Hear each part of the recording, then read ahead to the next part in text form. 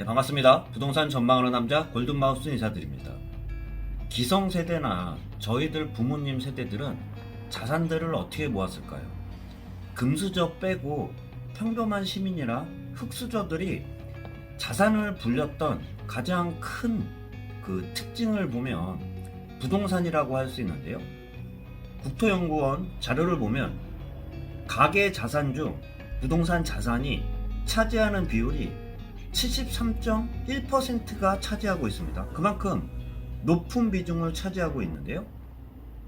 가계 자산을 보면 금융자산과 실물자산으로 나눌 수 있는데요.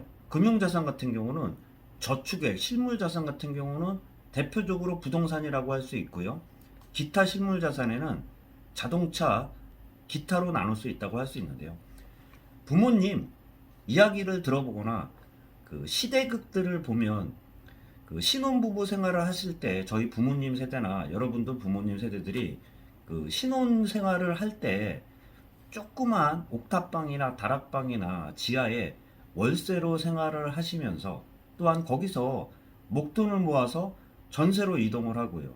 전세를 이동한 상태에서 다시 금액을 모으거나 또한 은행에 대출을 받아서 본인 집을 마련하는 경우들이 있는데요. 대표적으로 통계청 자료를 보면 주택 같은 경우도 점유 형태별 크게 세 가지로 나눌 수 있죠. 자기 집에서 거주하는 자가나 또한 전세나 월세라고 할 수 있는데요. 전체 평균으로 해서는 부동산 자산이 3억 9천이 되고요. 또한 현금 자산이 1억 1천 정도가 된다고 할 수 있습니다. 그 중에 자가로 생활하시는 분들이 그만큼 부동산 가격이 그만큼 부를 축적을 빨리 했다고 할 수 있습니다. 임대로 사시는 분들보다. 전체적으로 보면 자기 집에 거주하고 있는 그 분들의 부동산 가격들을 보면 평균적으로 5억 6천, 현찰은 1억 정도 된다고 할 수 있습니다.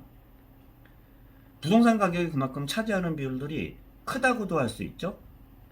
자료는 통계청입니다. 금융감독원과 한국은행 2021년 조사한 자료인데요. 그와 반대로 임대로 생활하시는 분들이 있을 텐데요. 임대로 생활하시는 분들은 자가로 생활하시는 분들보다 현찰은 더 많은 특징들이 있는데요. 부동산으로 1억 9천에 전세 보증금이라고 할 수 있겠죠. 전세 보증금은 1억 9천 정도가 있다고 하면 현찰은 2억 7천이 있다고 할 수 있습니다. 자가로 거주하고 있는 분들보다도 현찰은 더 많은데 총 가계 자산을 보면 임대로 살고 있는 분들보다 자가로 거주하고 있는 분들이 자산 총액이 더 큽니다.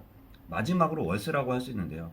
월세에 살고 있는 분들 같은 경우가 아무래도 보증금이 작고 월세로 나가는 그러한 그 경우들이 많기 때문에 굉장히 저소득층이 많이 거주하고 있는 게 월세라고 할 수 있는데요. 대표적으로 전세냐 자가냐에 따라 가계 자산 같은 경우는 그 편차 같은 경우는 굉장히 크면서 자가로 거주하고 있는 그러한 경우들이 부를 축적했다고 할 수 있습니다. 그만큼 부동산 공화국이라고도 하는데요. 부동산이 차지하는 비율 같은 경우가 전체 가계 자산 중에 73.1%가 차지한다고 했어요. 그 중에서도 자가로 거주하는 분들이 부를 축적을 많이 했다고 할 수 있는데요. 거기다 한 발 더 들어가면 간단하게 또 한 번 더 말씀드려보면 지역 편차별로 해가지고 가격 변동률이 틀리잖아요. 수도권에 거주하거나 서울이나 수도권 거주하고 있는 분들 같은 경우는 가격이 대표적으로 주택 가격이 높은 반면 지방에 거주하고 있는 분들은 그만큼 상승률이 따르지 않으면서 수도권에 거주하고 있느냐 아니면 지방에 거주하고 있느냐에 따라 가계 자산 같은 경우도 시간이 지나면 지날수록 더욱 편차가 더 커지는 특징이 있습니다. 그렇기 때문에 과거에서 배우다시피 금수저가 아니라 그러면요. 금수저야 부모님 같은 경우가 당연히 집을 마련해 주던가 아니면 증여를 주던가 자기 집을 마련을 하겠죠. 그렇지만 평범한 사람이나 흑수저 같은 경우도 일부 생활을 할 때요. 월세보다는 전세를 사는 경우들이 많이 있습니다. 월세 같은 경우는 아무래도 월세를 거주하는 경우들은 피치 못할 사정에 의해서 월세를 거주하겠지만 전세 같은 경우를 그 거주를 했을 때는 그 푼돈 나간다고 하지는 않잖아요. 푼돈이라는 게 월세로 나가는 그 비용 자체가 없기 때문에 자산을 금융자산으로 모으는 확률들은 더 높을 거예요. 그렇지만 어느 정도 결혼 정년기나 또한 주택을 구입해야 될 시기 같은 경우는 주택을 구입하고 있는 그 자가를 살고 있는 분들하고 전세를 살고 있는 분들하고 나중에 시간이 지날수록 그 자산 가격 같은 경우는 편차는 과거에도 컸지만 지금 현재는 편차는 더 커지고 있는 그런 상황이라고 할 수 있습니다. 그만큼 어느 정도의 그 구입을 해야 되는 주택을 구입해야 되는 그러한 시기가 되면 그렇기 때문에 시기를 따져보고 좋은 지역을 찾고 공부를 하기 마련인데요.